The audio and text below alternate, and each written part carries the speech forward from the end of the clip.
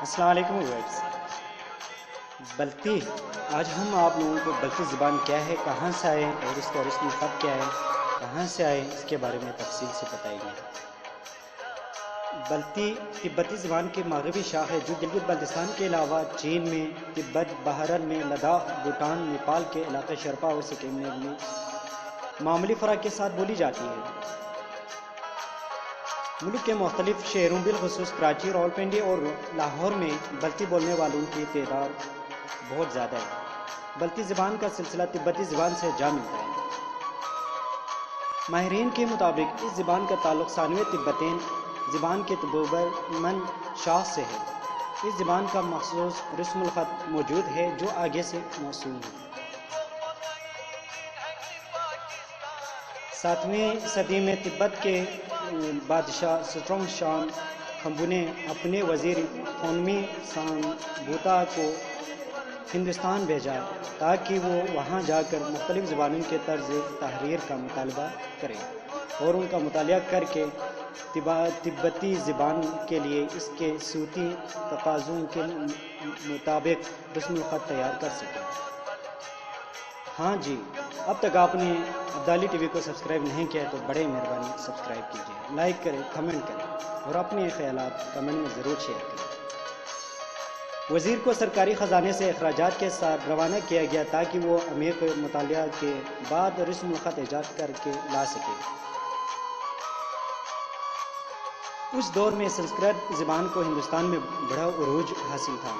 انہوں نے سنسکرت سمیت مختلف زبانوں کا مطالبہ کرنے کے بعد بلتی کے لیے ایک رسم الخط ایجاد کیا جو 23 حروف اور 4 عربی علامات پر مشتمل تھا۔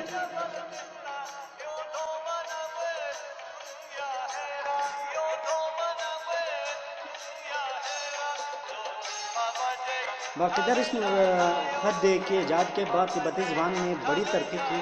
اس زبان میں بڑا ادبی ورثہ تخلیق ہوا۔ تبتی خور بلتستان میں بھی بڑی ترقی کی، لیکن اشاعت اسلام کے بعد بلتستان میں بلتی زبان کی تبتی رسم الخط کو ترک کیا گیا۔ دوسری جانب بلتستان میں اسلام کے آنے کے بعد بلتستان کے لیے بھی تبت کی مرکزیت کی حیثیت ختم ہو گئی۔ ان عوامل نے خطے میں بلتی زبان کی جامعیت کو متاثر کرنے میں اہم کردار ادا کیا۔ آہستہ آہستہ بلتی زبان نے ایک بولی کی شکل اختیار کر لی۔ بلتستان میں بلتی زبان کے لیے اب فارسی اور عربی رسم الخط کو اپنایا گیا ہے۔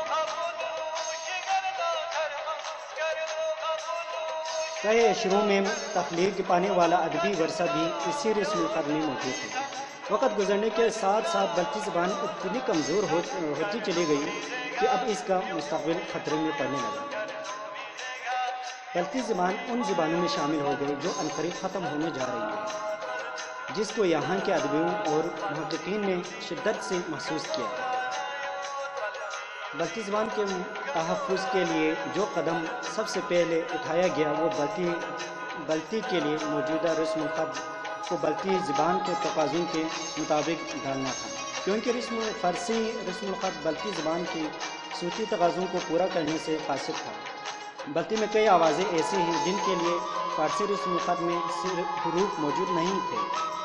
اس مقصد کے لیے محققین و ماہرین لسانیات محمد یوسف حسن آبادی کی تحریر پر ادبی تنظیم حلقہ علم و ادب کے پلیٹ فارم سے ادیبوں کے اجلاس میں 7 اضافی حروف پر اتفاق کیا گیا، جو کچھ حروف پر نقطوں اور علامات اضافے کیے گئے۔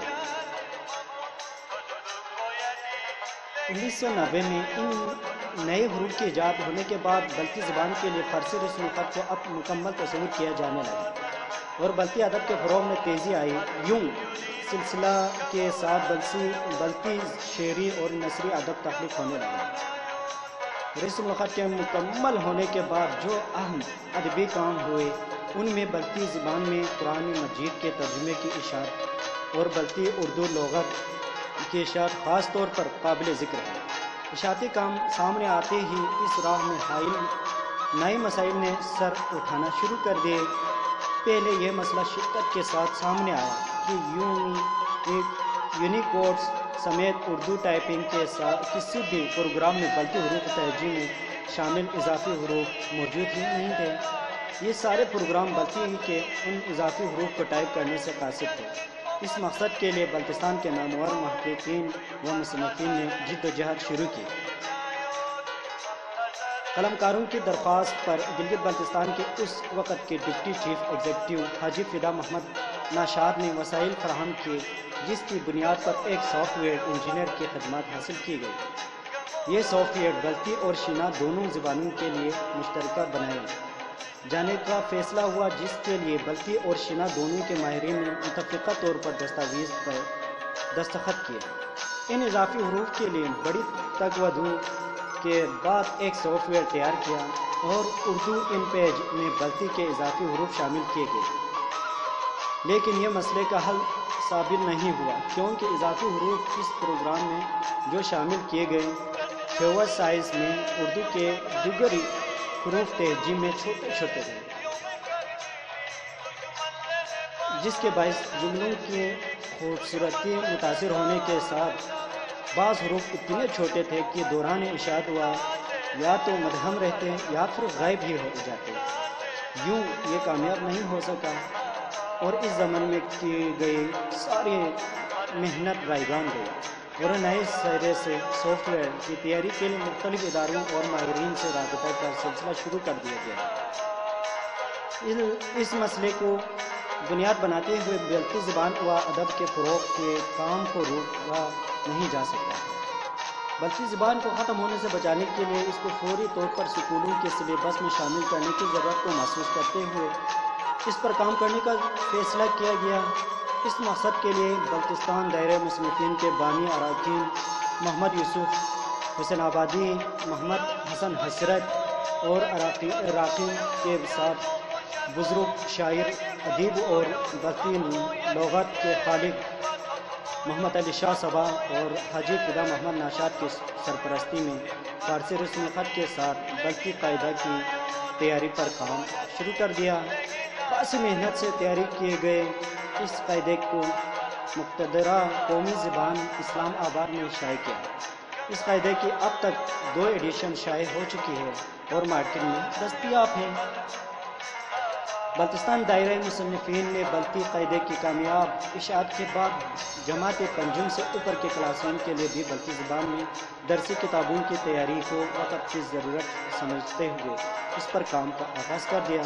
مالی و وسائل نہ ہونے کے باوجود نصاب کتب کے لیے مسودات کی تیاری اور اشاعت کے مشکل کام کا آغاز کر دیا۔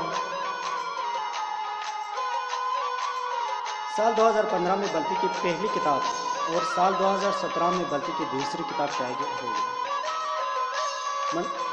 بلتستان دائرہ مصنفین اب بلتی کی تیسری کتابیں کی تیاری کے ساتھ ساتھ کالج کی کلاسوں کے لیے کتب کی تیاریاں پر کام کر رہا ہے۔ دوسری جانب بلتستان ٹائپنگ کے مسئلے کے حل کے لیے بھی سرگرمی کے ساتھ ساتھ کام جاری ہے۔ بلتستان دائرہ مصنفین کی کوشش سے اب بلتستان دائرہ مصنفین کی کوشش سے اب MS ورڈز کی اردو فونٹ کو استعمال میں لاتے ہوئے بلتی کے لیے مکمل کی بورڈ کو ترتیب دیا گیا۔ دوسری جانب 2016 کے وسط میں بلتستان کلچر فاؤنڈیشن کی ایک کانفرنس میں وزیر اعلیٰ گلگت بلتستان کی موجودگی میں بلتستان دائرہ مصنفین کی جانب سے پیش کردہ مطالبہ اور بعد ازاں گلگت بلتستان اسمبلی میں سکردو سے خاتون رکن اسمبلی ریحانہ آبادی کی تحریر پر منظور شدہ قرارداد کی روشنی میں اب گلگت بلتستان کی زبانوں کے نصب سازی کا عمل شروع ہو چکا ہے۔ یوں گلگت بلتستان کی حکومت کو قاعدہ سے لے کر جماعت پنجم تک کے لیے مقامی زبانوں میں سلیبس کی کتابیں تیار کرنے کا کام متعلقہ مقامی زبانوں کے قلمکاروں اور ماہرین لسانیات پر مشتمل کمیٹیوں کے سپرد کر دے چکی ہے۔ بلتی زبان میں سلیبس کی کتابوں کی تیاری کا کام ادیب و دانشور بلتستان دائرہ مصنفین کے 3 بانی اراکین انجام دے رہے ہیں۔ یوں اب بلتی زبان میں سرکاری سطح پر سلیبس کی کتابیں بھی اشاعت کے مرحلے سے گزر رہی ہیں۔ ان جاری اقدامات کی روشنی میں یہ بات سے کہی جا سکتی ہے کہ بلتی زبان کا مستقبل محفوظ ہونے کی امید کی جا سکتی ہے۔ شکریہ، بڑی مہربانی۔ تو آپ لوگوں کا مہربانی ہوگی کہ عبدالی ٹی وی کو سبسکرائب کریں۔